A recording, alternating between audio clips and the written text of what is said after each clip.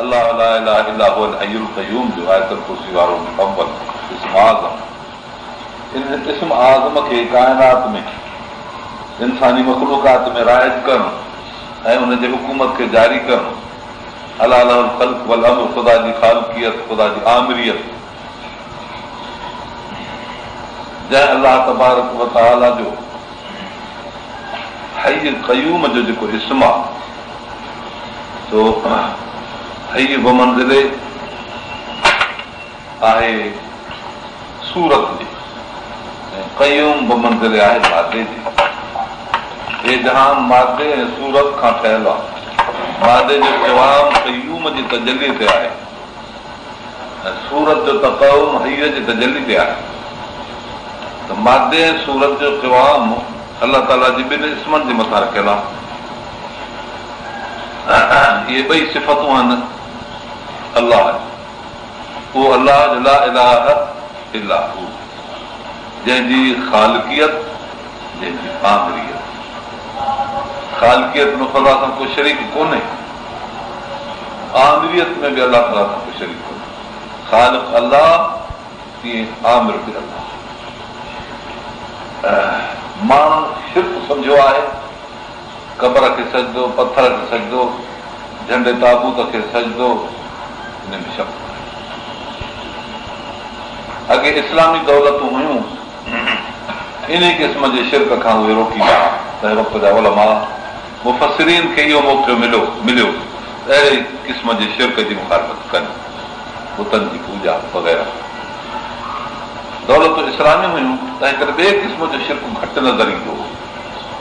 उहा आमिरियत अलाह जी, अला लहुल अम्र, अला लहुल ख़ल्क़ वल अम्र। आमिरियत माना हुकुम अलाह ताला जो कंहिं जो कोन्हे। दौलतुनि इस्लामियुनि में दीन जी ख़िदमत थी, उलमा जी ख़िदमत थी, मदरसा हुया, तालीम हुई। तंहिं करे हुननि शिर्क जो हिकिड़ो पहलू जॾहिं ॾिठो त उन ते हुननि किताब लिखिया। अॼु ताईं उलमा इन क़िस्म जे पुठियां हलाया। मगर हर शाह वली अल्लाह साहिब जन मुग़लनि जो ज़वाल ॾिठो, उन ते लिखियो। हज़रत मौलाना अब्दुल्लाह सिद्दी अंग्रेज़नि जे दौरे हुकूमत में हिकिड़ो शख़्स पैदा थियो, जंहिंखे अलाह तबारक व तआला ईमान जी दौलत नसीब कई। ऐं हज़रत हाफ़िज़ साहिब रहमतुल्लाह अलैह वटि उन्हनि ईमान जी नेमत नसीब हासिल कई ऐं उन्हनि वटि हुन तरबियत पाती। पंहिंजे सिलसिले क़ादरीअ जे लाइ चवंदो त मां फ़क़ीर आहियां, चवंदो मां सिलसिले क़ादरी जो फ़क़ीर आहियां। ऐं चवंदो त मां देवबंद आलिम पाण खे नथो थिए। इन शख़्स पोइ गौर कयो, फरमाई मुस्लमाननि ते अलाह ताला जी नेमत आहे, नेमत जो क़दुरु घटि थींदो आहे। मां कुफर जे घर में ॼाओसि, मूंखे इस्लाम ॾे।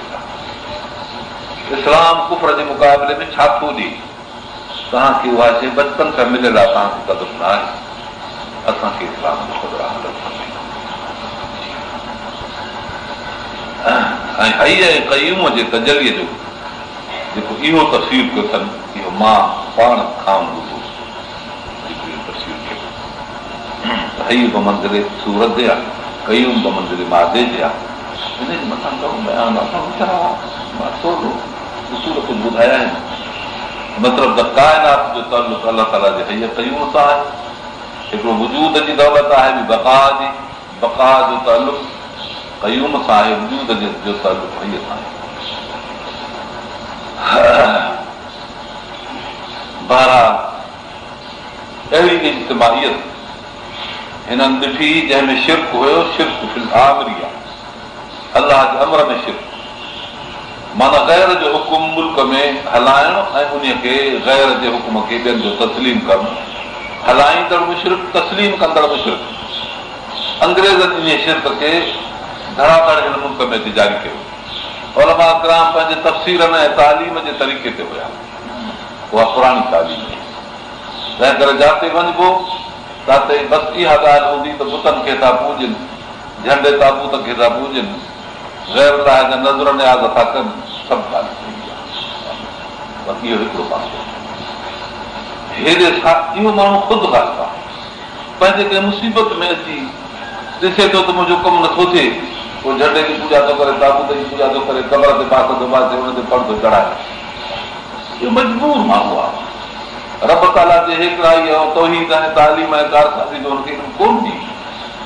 जहालत जे बुनियाद ते अहिड़े क़िस्म जा करबो ॻाल्हाए थो, अहिड़ा किरदार करे थो, मगर नफ़ो हिन में शख़्सी आहे, दरार बि शख़्सी आहे।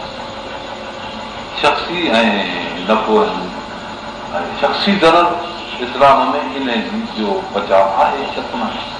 पर जेको क़ौमी या बैन अल-अक़वामी नुक़सान आहे नफ़ो आहे, सो हिकिड़ो शख़्स आहे मुल्क ते हाकिम बणिजी अलाह जो कानून नथो हलाए, ॿियनि माण्हुनि खे उन कानून जे हलाइण लाइ मजबूर थो करे। माण्हू हुन सां मिंबर गॾिजी कमु कनि था, इज्तिमाइयतनि अणसालिहा हिते पैदा थी थी, जंहिंखे अॼोकी इस्तिलाह में पार्लिमानी हुकूमत या पार्लिमेंट कोर्स चइबो आहे। इज्तिमाइयत, जमीयत, जमीयत ऐं इज्तिमाइयत माना पार्लिमानी कोर्ट। इन जे लाइ अखर ॻाल्हाइनि त जीअं ॿिया माण्हू जेके न सम्झनि इज्तिमाइयत जी अहमियत, जिन खे पार्लिमेंट चइबो त हुननि जी पीड़ारे जी इहा इस्तिलाह हिकदमि सम्झ में ईंदी, तॾहिं इहो अखर ॻाल्हाए। त पोइ अहिड़ा माण्हू जेकॾहिं हूंदा जिन खे ख़ुदा जी आंदरियत जो अहसासु कोन्हे ऐं मुल्क में अलाह ताला जो कानून न पर गैर जो कानून हलाइनि था, इहे पाण बि मुशरिक आहिनि, माण्हुनि खे बि मुशरिक था बणाइनि। अहिड़ी नासालिह इज्तिमाइयत जिन में तक़वा कान्हे, जिन में तहारत कान्हे, जिन में समाहत कान्हे, जिन में इख़बात न आहे,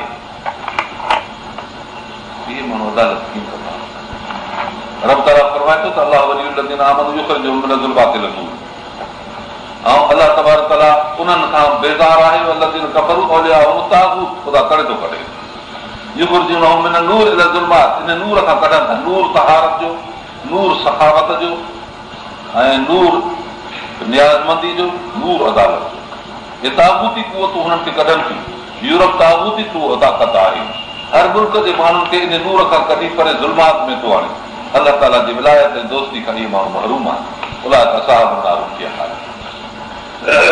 हज़रत शाह वलीउल्लाह रहमतुल्लाह अलैहि जे तरीक़े ते तफ़सील। हिकिड़ो शख़्स शिर्क तव्हांखे ॿुधायो पहिरियों जेको मुरवज आहे। ॿियो शिर्क इहो आहे जो सारे मुल्क ते हिकिड़ो कानून गैरुल्लाह जो मुसलत कजे, सारे माण्हुनि खे गॾाए गैरुल्लाह जो सजदो कराइणो आहे। अमेरिका जो सजदो, रूस जो सजदो, चीन जो सजदो। हिकिड़ो माण्हू कबर जो सजदो थो करे, बुत पथर जो सजदो थो करे, जिन मां नफ़ो यकीनी कोन्हे, महरूम नफ़ो आहे। ऐं हिते हुननि खे इन नफ़े जो यकीन थो थिए त असांखे इमदाद ॾिनो, हीअं कयूं, फलाण कयूं। फ़र्क़ु कोन्हे सम्झ में, पर ज़ाहिर में त इहो फ़र्क़ु आहे। तंहिं करे इहे सभु माण्हू झुकी था पवनि गैरुल्लाह जा वॾा मुशरिक चइबा। इहे अइमतुल कुफ़्र इहे आहिनि। इमाम कुफ़्र जो इन्हनि माण्हुनि खे चइबो आहे जेके गैरुल्लाह जो कानून कयल आहिनि। हेॾे त इमाम कुफ़्र जो आहे ई कोन को, वधि में को गुलाम वली हुजे बिदअती मुशरिक जेको हुनखे फ़तवा ॾींदो वञी कबर खे सजदो करे, ताज़ी में सजदो आहे, जाइज़ आहे, हीअ कीअं आहे, फलाणा। याकूब अलैहिस्सलाम जन सजदो कयो यूसुफ अलैहिस्सलाम खे, अहिड़ा इस्तदलाल पेश कंदा। इहे अइमतुल कुफ़्र में दाख़िल कोन्हनि। इहो लक़ब इमाम जो कुफ़्र में बि हिननि खे न ॾिबो।